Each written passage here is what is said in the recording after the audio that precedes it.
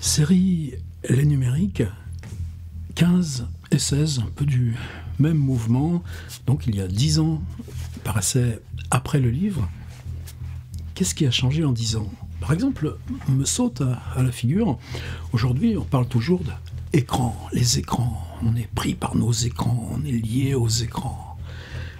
Il y a 10 ans, on était dans... Le livre passe dans les supports numériques. Les supports numériques, c'était quoi? C'était nos liseuses. Alors, on voyait le support, la matérialité, on ne voyait plus l'écran. En tout cas, cette question de l'écran figure très peu dans le livre, alors qu'aujourd'hui, c'est la mine qu'il faut ouvrir. Donc, là, je voulais faire 2 vidéos. Une, celle-ci, qui va s'intituler « Apparition de l'écran », et on va aller voir Miguel de Cervantes, grand auteur du Quichotte. Et la suivante, qui sera la 16, eh ben, ce sera « Disparition des écrans ». C'est vrai, quoi. Est-ce qu'on en a besoin encore, là, dans ce qui nous relie? Et puis, une vidéo codicile, qui serait justement même sur cette physiologie de la lecture. Qu'est-ce qui change dans la question même de comment on lit? Alors évidemment, surtout pas en donneur de leçons, juste en curieux. Mais Cervantes, c'est ces personnages-là qu'il a fabriqués, peut-être le plus intensément lui le premier. C'est curieux. Prenez son licencié de vers, par exemple. Vous savez, ce bonhomme qui veut tout apprendre, tout savoir, tout connaître. Et il est tellement lesté de savoir qu'il en devient très fragile, presque impossible à manier. Alors on l'entoure de paille, on en fait tout un pactage. Le licencié de vers, il sait tout, mais ça devient plus qu'une espèce d'énorme botte de paille qu'on va promener comme ça. Alors attention à nous dans ces trucs-là. Alors qu'est-ce qu'il vient faire là, Cervantes, dans cette question de l'invention de l'écran? Même moi, j'ai du mal à savoir qui m'a parlé le premier de cette histoire. Je crois que ça pourrait remonter, mais loin, 1980. C'est une année, j'avais quitté l'usine. C'est justement ce moment-là où c'est a commencé de catalyser ce qui s'appellerait sortie d'usine et qui paraîtrait en 82. Et toutes les semaines, j'allais à Paris 8, à Saint-Denis. Là, il y avait François Châtelet, Jean-François Lyotard. J'allais aussi au cours de Deleuze. Mais pour moi, c'est soit Châtelet, soit Lyotard. Plus probablement Lyotard, qui est le premier, m'a parlé, à moi et aux quelques autres qui étaient là dans la salle, du Rétable des merveilles de Cervantes. Alors la première chose sur le Rétable des merveilles, c'est justement cette idée qu'il y aurait une pérennité du livre, qu'il n'y aurait plus dans le numérique. C'est, tu te dis, Cervantes, il a écrit le Rétable des merveilles. Allez, c'est où? C'est pas si facile, la pérennité du livre. Alors Cervantes publie juste au bout de sa vie, là, en 1615, je ne sais même pas si c'est pas juste posthume, justement des pièces de théâtre, dont une série qui s'appelle Les 8 intermèdes.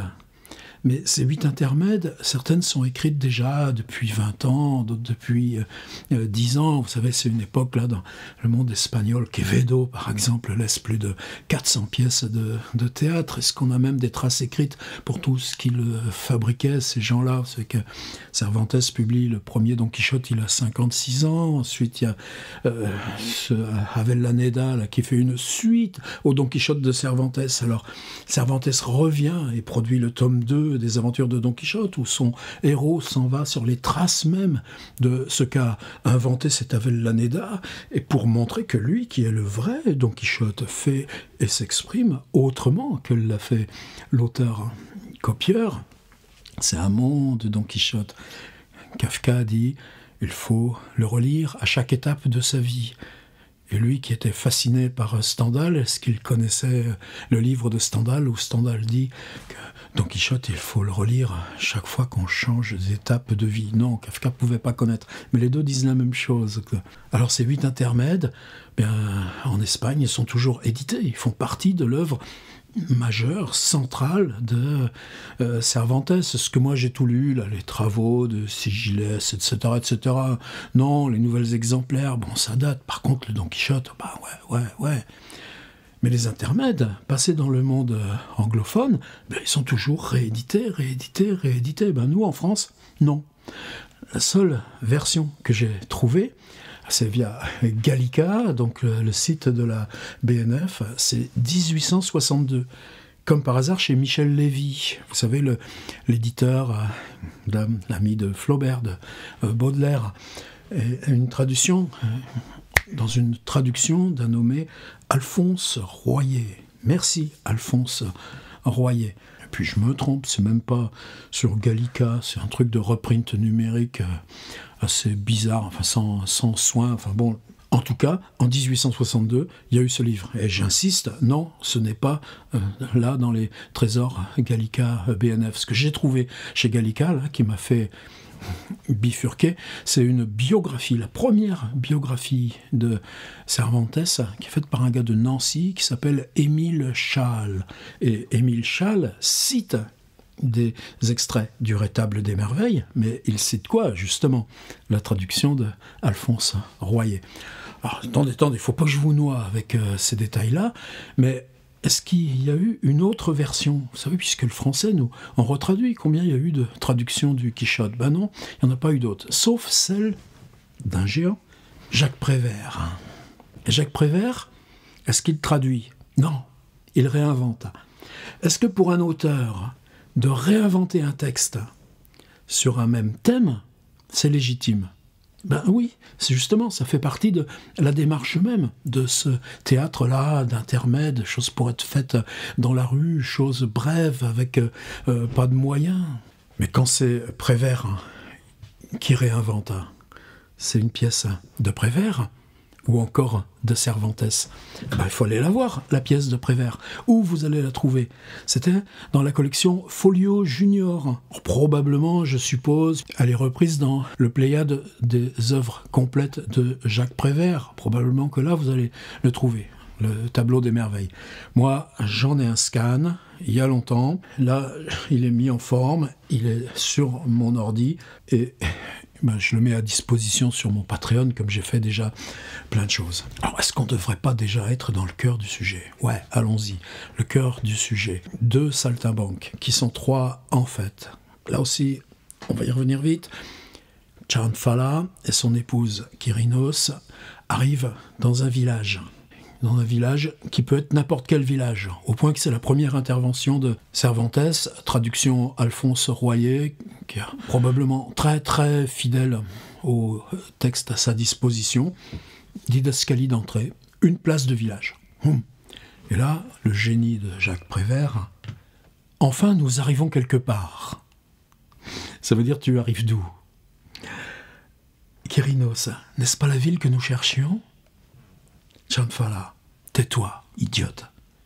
Dans ce pays, le nom des villes et des villages est inscrit sur les girouettes, au lieu d'être inscrit sur les bornes. On suit la flèche, mais le vent tourne, la girouette tourne, et on est perdu à nouveau. C'est comme si les villes se sauvaient. Vous voyez déjà le déplacement?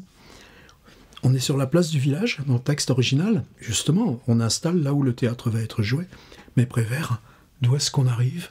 Et puis que cet endroit peut se sauver quelque part. Et ça, c'est important pour moi, justement. Moi, toute la question là de ce petit discours, c'est que l'écran, il va arriver. Et c'est pas la question de parler du tableau des merveilles, c'est la question que moi, depuis tout ce temps, chaque fois que je suis dans un écran, je pense à ça, je pense au Rétable des merveilles. Et donc, chaque fois que je suis dans un écran, devant un écran, eh bien, tout se sauve. D'où on arrive, on ne sait plus. Le nom de l'endroit où on est, on ne sait plus. Ça se sauve, et alors? Et tout d'un coup, la notion de géographie liée à l'écran, et à d'où nous viennent les mots, et où partent les mots que nous, on lui donne à l'écran, eh bien tout d'un coup, avec Prévert, ça résonne. Alors, je continue encore sur les différences et tout ça. La pièce, tout de suite, c'est... Donc, il y a ce couple, le directeur de théâtre, son épouse, et avec eux, il y a un enfant. Eh bien, l'enfant a été kidnappé. Dans Cervantes, pourquoi est-ce qu'on était obligé de kidnapper cet enfant? C'est une drôle de question. C'est-à-dire, c'est l'épouse qui apparemment n'est pas mère, qui reproche à ce type-là qui la possède, c'est tout ce qu'on sait sur eux, elle l'appelle Seigneur. Est-ce qu'on était obligé de s'approprier par le vol la vie d'un autre être, un tout petit être dont on nous dit qu'il est contrefait, souffreteux, et que lui-même leur en veut d'avoir été tiré hors là. Mais en même temps, ils l'ont tiré aussi de la misère villageoise, ils l'ont tiré aussi de l'immobilité. Ils l'emmènent dans la vie de spectacle et de saltimbanque. Donc c'est une relation totalement ambivalente. Et l'enfant, qu'est-ce qu'il fait?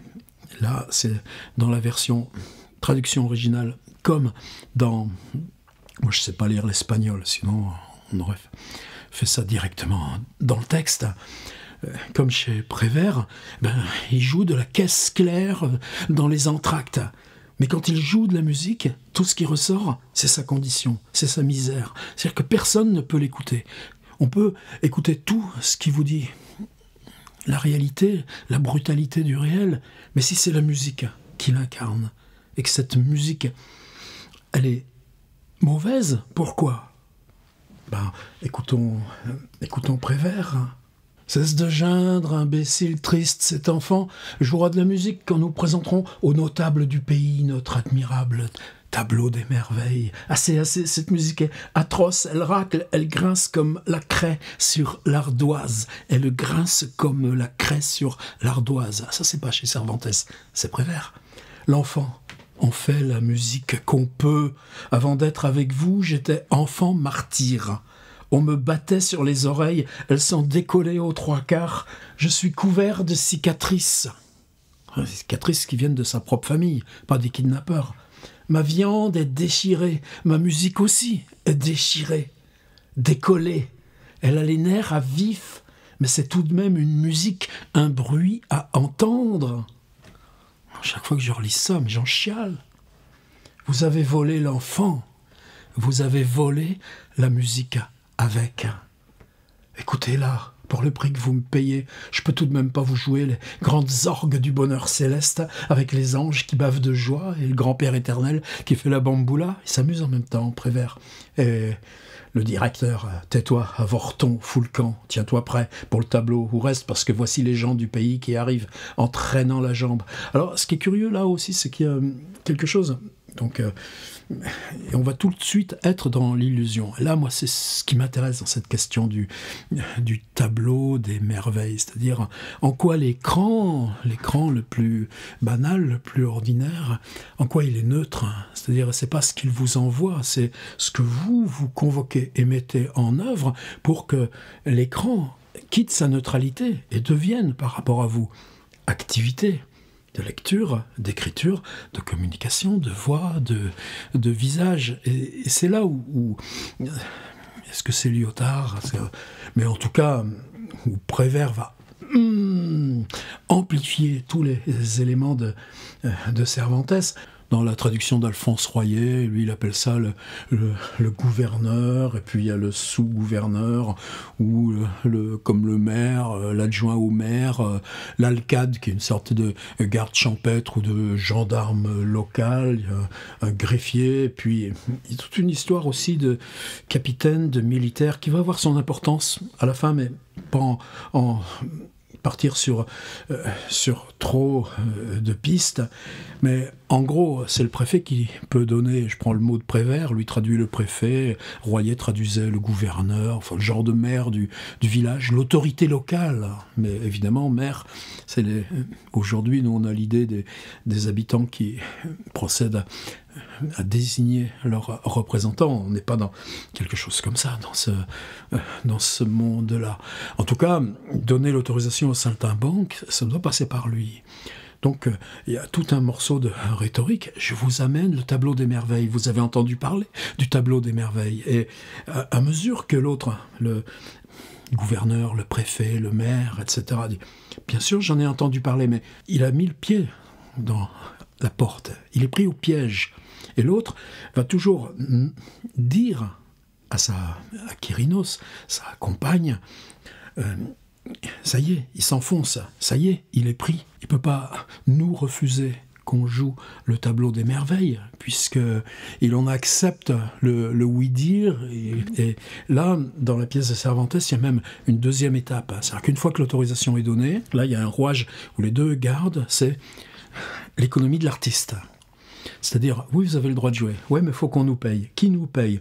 Donc, on va aller jouer chez un des potentats, un des notables du village. Et c'est lui qui va payer. Et il faut payer d'avance. Et là, le gouverneur, lui, se dit, mais pourquoi on paierait le saltimbanque d'avance? Et donc, la condition de l'artiste, c'est-à-dire que rien n'existe. Et pour que l'illusion de l'artiste arrive, il faut payer. Et ces questions-là, la microéconomie du web, par exemple, pour nous qui produisons des contenus et utilisons là du Apple, du machin, Cervantes, tout ça, il le met en place. Et ça cogne, et ça cogne, et ça cogne. Mais par exemple, il y a un truc que Prévert n'a pas repris, à ma grande surprise. Parce qu'un des rouages de la pièce, puisqu'il s'agit d'aller piéger tous ces gens-là, c'est que à peine le Cianfala, le directeur de troupe, est parti installer son spectacle, que le préfet, gouverneur, maire s'adresse à Cianfala, la compagne, Kyrinos, et lui dit « Mais moi j'en écris des pièces, moi j'en ai plein des pièces, est-ce que vous voulez pas jouer une de mes pièces? Est-ce que vous voulez pas lire mes pièces et me donner, me conférer le statut d'auteur qui me manque, puisque moi je suis là... » le petit potentat local, et Kyrinos, qui visiblement est habitué, qui dit, c'est des kilos de pièces, on en a tant et tant et tant. Ça aussi, ça résonne. Vous savez, tous ces articles, avec le confinement, tout le monde s'est mis à écrire, n'importe quoi. Et tous ces gens qui se prennent pour des écrivains, excuse-moi, mais on vendrait pas autant d'instruments de musique, même là, depuis des siècles et des siècles, si on estimait que... j'entre pas dans le détail de ces choses-là, mais... La poésie est faite par tous, non par un, l'autre est amant. Bien, tout d'un coup, là, ça va se mettre à résonner aussi. Et Prévert, là, a laissé ça un petit peu en arrière, mais c'est là où on arrive au rétable des merveilles.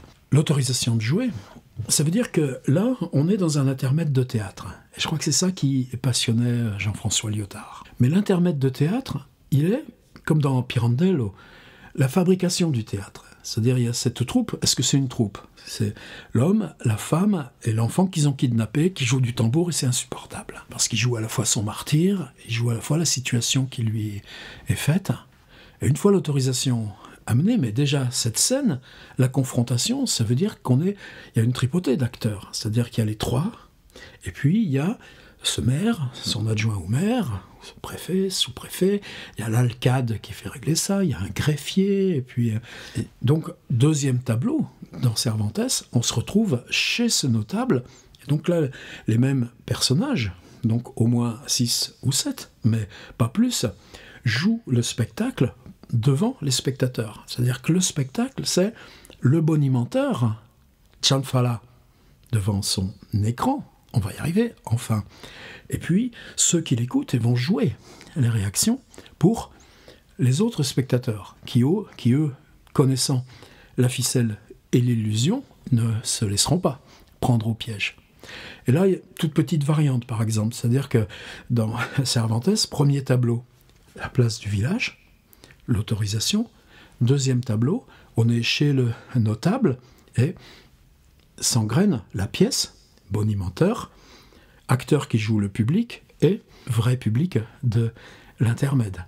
Prévert va laisser ça, le spectacle va être joué en extérieur. C'est-à-dire on reste dans la même condition, mais donc la fusion entre faux spectateurs, c'est-à-dire spectateurs ayant un rôle, et spectateurs venus en tant que spectateurs, et pour le rester, mais ayant compris les ficelles du piège, là, ça restera dans quelque chose d'ouvert. Prévert va développer avec des histoires du petit don Juan local qui visiblement navigue avec plusieurs filles qui, elles, sont parmi les spectatrices. Ça, c'est pas chez Cervantes, mais c'est quand même ébauché. Alors le principe, c'est quoi? L'écran. Enfin, t'aurais pu cracher ta Volda plus tôt. Eh bien, chez Cervantes, c'est même pas précisé. C'est une couverture. C'est très étrange parce que c'est comme si le texte espagnol ne Il n'allait pas au bout de cette logique que nous, on lui colle. Mais c'est justement ça aussi, cette question de l'écran. Une couverture. C'est quoi une couverture ? Bah, t'es sur les chemins, est-ce que t'as une maison ? Non, tu dors par terre et tu t'enroules dans quelque chose. Donc c'est un rapport au corps, mais c'est pas un drap, t'as pas de lit. Si t'as pas de lit, t'as pas de drap. Bon, pour Prévert, c'est différent, c'est-à-dire qu'il introduit du blanc. Bah, une couverture de cheval ou la couverture pour se rouler quand on dort à la belle étoile et qu'on passe comme ça en mendiant de ville en ville, c'est pas blanc. Alors, Prévert, c'est là où il nous estourbit. Mais Prévert, c'est un homme de cinéma. Donc là, l'ambivalence, c'est-à-dire que nous-mêmes, nous venons lire dans le texte de Cervantes ce que nous souhaitons y lire, de ce qu'il a est de toute façon prodigieux. C'est-à-dire, dans la version originale, transcrite là, par ce Alphonse Royer en 1862, c'est cette vague couverture, l'empreinte directe du corps là où vous roulez, ou du cheval ou de l'âne, si vous lui mettez un bas qui est tendu là, sur un mur d'une grange. Et Prévert, lui, il installe toute une didascalie. Sur la place, le spectacle va commencer. Un drap blanc, une couverture blanche, ou n'importe quoi de blanc est tendu entre deux piquets ornés de quelques minables guirlandes devant cette modeste scène des bancs et des chaises rangées. Le sous-préfet entre, etc. Texte original, didascalie de Cervantes, le théâtre change. Ce que je trouve, moi, tellement majestueux. Mais on est habitué dans le théâtre élisabétain, aussi dans Shakespeare, c'est ça. Molière, ce sera encore ça. Le théâtre change et représente une salle chez le gouverneur Juan Castrado, entre Juana et Teresa, paysanne. Juana est en costume de fiancée. Entre le gouverneur, l'alcade, le greffier et quelques invités du village. C'est-à-dire, elle est où la frontière entre acteurs et non-acteurs ? Génie absolu de Cervantes. C'est-à-dire, parmi ceux qui viennent voir le spectacle, tu en préviens, tenez, mais vous, non seulement vous êtes spectateur, mais vous allez jouer ceux qui assistent au spectacle. Je sais didascalie. Entre le gouverneur, l'alcade, le greffier, bon, et quelques invités du village. Que tout le monde prenne place. Le tableau doit être derrière cette couverture, ainsi que la directrice et ici le musicien. C'est-à-dire, il n'y a pas de didascalie qui dit « voici une couverture tendue sur les murs », et encore moins le mot « blanc », parce qu'il y a des mots de couleur, d'ailleurs, possibles pour Cervantes, comme pour Rabelais. Non, c'est un des spectateurs qui nous dit « le spectacle doit être derrière cette couverture ». Et là, cette phrase, pour moi, est tellement plus proche même de toute cette notion d'écran. Ce qu'on voit, l'écran, quel qu'il soit, pas vous sortir un iPad ou tout ça pour vous déballer tout le truc, mais bon, cet écran qui est là, qui est ma table de travail en fait. Le spectacle doit être derrière. C'est-à-dire nous qui sommes devant, assignons un arrière à l'écran. Alors que là, dans le rétable, c'est le bonimenteur, donc c'est lui qui va montrer sur l'écran, et donc il n'y a pas d'arrière à l'écran. C'est ce qui se produit là dans notre interactivité qui devient ce que l'écran émet. Là, je ne vais pas pousser trop parce que il faut qu'on reste dans cette espèce de naïveté, mais d'énorme complexité du dispositif. C'est-à-dire Prévert, lui, le formidable dialoguiste d'une époque transcendante de notre cinéma, dit un drap blanc, une couverture blanche ou n'importe quoi de blanc étendu entre deux piquets. C'est-à-dire qu'il joue le mystère du cinéma, de l'écran blanc. Là, parce que Cervantes lui ouvre avec cette modeste couverture. Le spectacle doit être derrière cette couverture. Alors, on en fait quoi de cet écran ? Vous savez, la condition de l'Espagne au XVIe siècle, c'est le thème tout le temps du Don Quichotte, la prégnance de la langue arabe. Rappelez-vous, ce type-là, qui perd le livre à peine il a commencé de le lire, et puis qui voit une sorte de brocanteur là, sur un trottoir en train de lire un livre en langue arabe, et puis il est en train de rire. Alors il dit, mais si ce type rit comme ça, c'est que ça doit être le Don Quichotte, ce livre. Et puis il lui dit, traduis-le-moi de l'arabe. C'est comme ça, ce début génial du Quichotte. Alors là, dans le Rétable des merveilles, version originale, c'est d'après ce que je peux en interpréter d'après cette traduction de 1862 d'Alphonse Royer, quelquefois les paysans entre eux parlent arabe, et le gouverneur, c'est-à-dire le maire, le préfet, quelques noms que vous lui donniez, il n'entend pas l'arabe du peuple.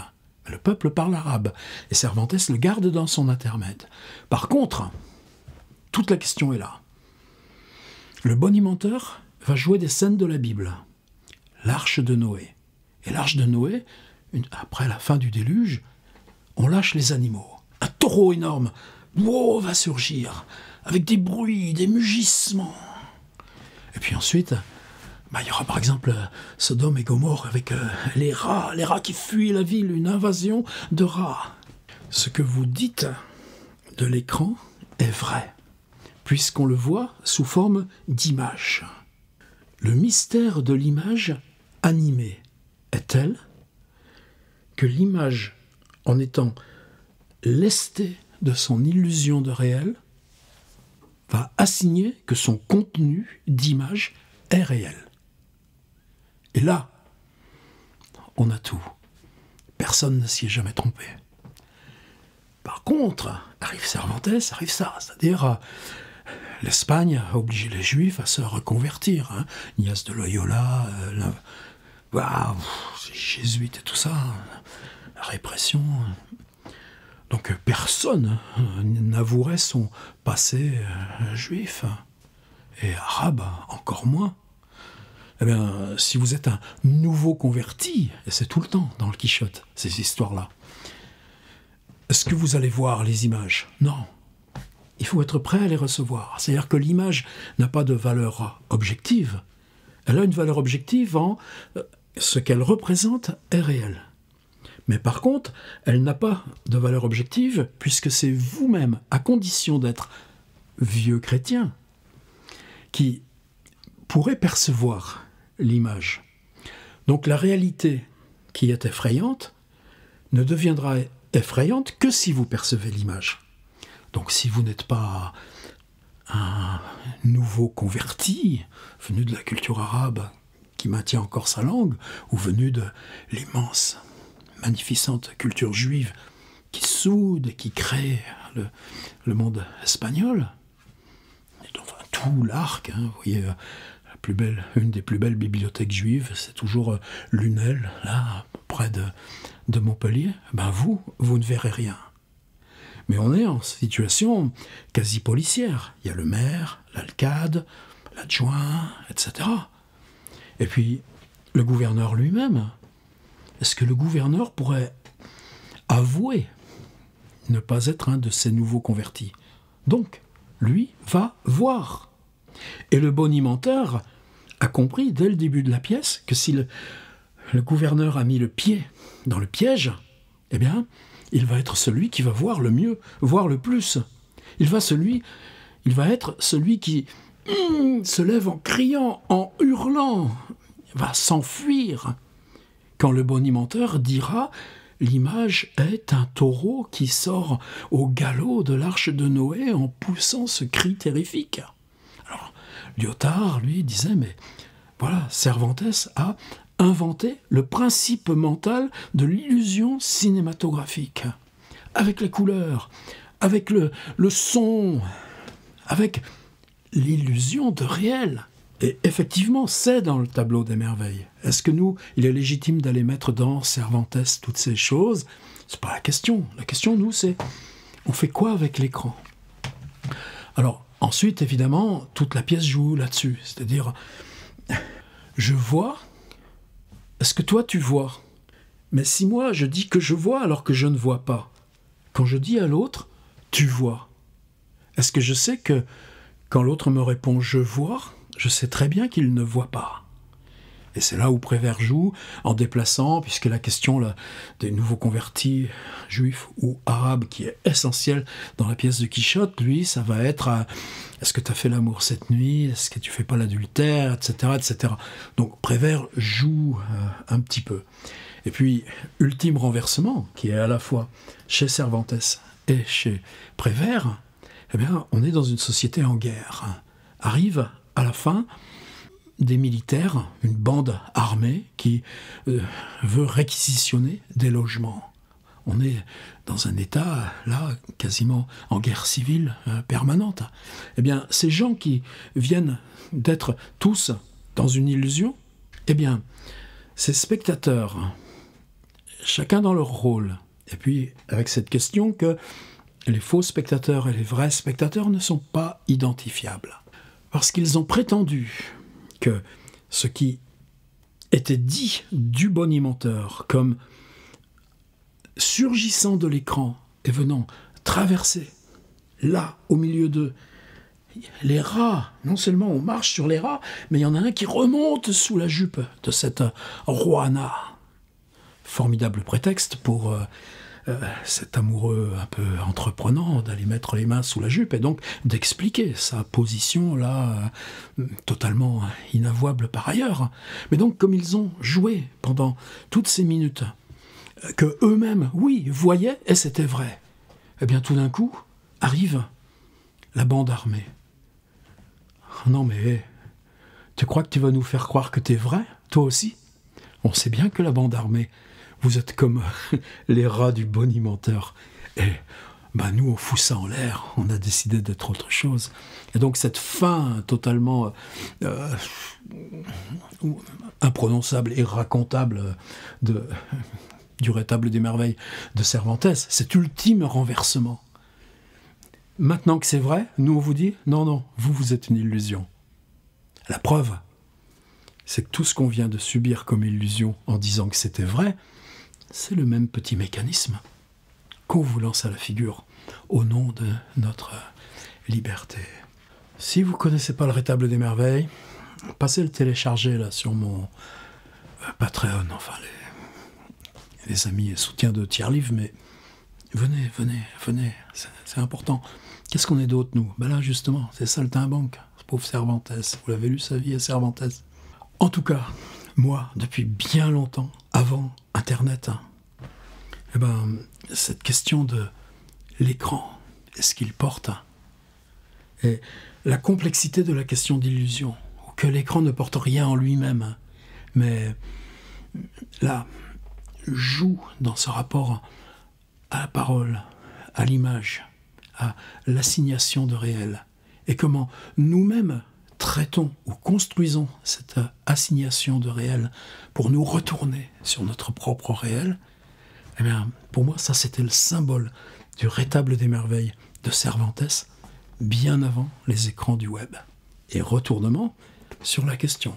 Il y a 10 ans, le livre devient numérique, pensions-nous. Aujourd'hui, tous ceux qui passent leur temps sur des écrans, c'est quoi ton rapport à l'écran? Moi, je vais faire là, 2e épisode, la disparition de l'écran. Mais qu'est-ce que c'est l'écran? On va penser à ce gamin kidnappé qui était un martyr là, dans sa propre famille, avec ses cicatrices, ses oreilles décollées, arrachées, et qui joue du tambour, et puis que tout d'un coup c'est insupportable. Mais que finalement c'est ça qui nous protège. Merci Cervantes, merci Prévert. Et comment ça se fait que de tels textes... Alors attention, juste codicile, j'ai vu là sur internet encore il y a 5-6 ans, il y a une troupe de théâtre qui a repris ce texte, a réécrit une version, donc ça aussi, question ouverte, de la liberté de reprendre ces embryons, ces germes comme le Rétable des Merveilles, et de les rejouer dans nos résonances. Est-ce qu'il était légitime à Prévert de rejouer dans sa réinvention de Cervantes ce qu'il concerne lui de l'invention du cinéma? l'arrivée d'une locomotive en gare de La Ciotat et que tout le monde s'éloigne de l'écran. Oui, ça lui était légitime. Est-ce que nous, le rétable des merveilles, qu'est-ce qu'on peut en faire avec nos petites histoires à nous d'écran? Allez, ça suffit, non, pour aujourd'hui.